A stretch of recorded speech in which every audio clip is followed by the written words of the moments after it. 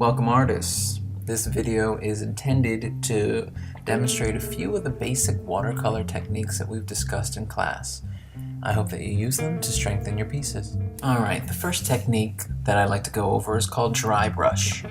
And dry brush is one of the most basic techniques. All we need is a dry brush, and you can see that I'm using my paper towel to sharpen my point into this kind of fine point on the tip of the brush. After dipping it into some paint, this fine point gives me a really sharp, crisp line, kind of similar to a marker almost. The technique here is great for any detail work, places like grass or hair or any other place where you need a really fine line. On the other hand, we have a technique called wet on wet, in which we actually want our paper to be really wet. And so you can see the first step is in literally painting with the water directly onto the paper. It's best to work in small areas so that the water doesn't dry, but you want to start with a nice little pool of water, if you will, here. So we're getting the first wet. Then we dip our brush into some of the wet paint, and we just want to dab it into that pool of water. And you can see how the paint starts to spread around a little bit. That's one of the beauties here of this technique. It's a little uncontrollable, but really, really beautiful, the way that this water spreads around. Also notice how it's staying within the pool of water that I painted. I can use this technique to control where the paint stays because it's going to want to stay within that water.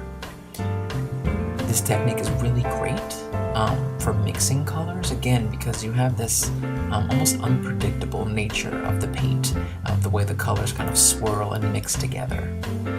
I really love using this technique when I'm painting clouds or anything smoky, because it kind of gives this natural color burst effect.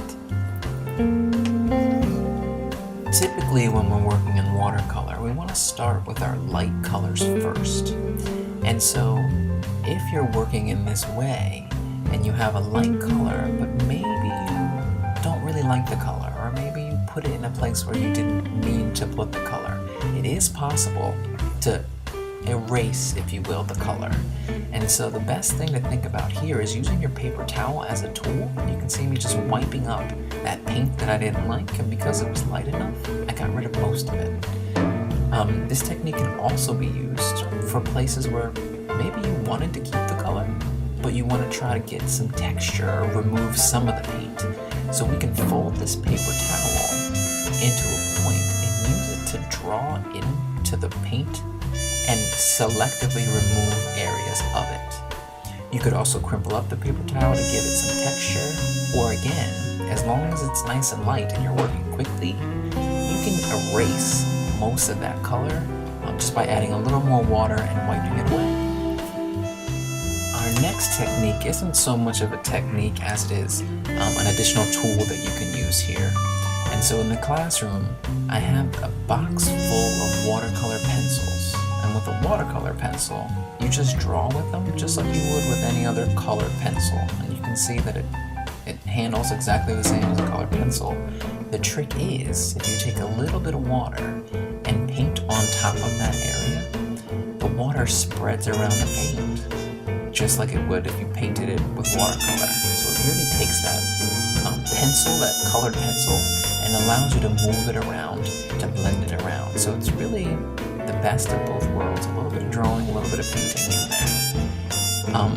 With this, it's really great to mix different colors, and so you can see I'm doing a little bit of hatching here, adding a little bit of green to my reds, and it's really neat to see the colors mix and blend just as if it were regular watercolor paint.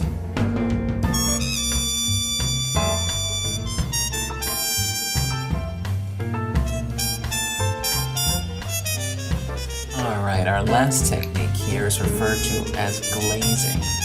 And so with glazing, we're dealing with the way that different colors, layered in different ways, will produce different results. And so you can see on my paper, I have a dried green and a dried layer of yellow.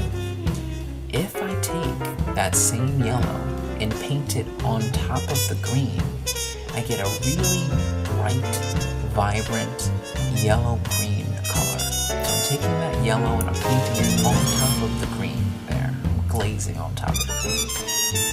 If, on the other hand, I take that same green and I paint it on top of the yellow, you'll notice that I get a very different color. The way that I've layered the colors have produced a different effect. It's a little light, so I'll paint a little bit over it here. But even already you can see how different those colors have become. So glazing is the way that you're layering your paints on top of one another.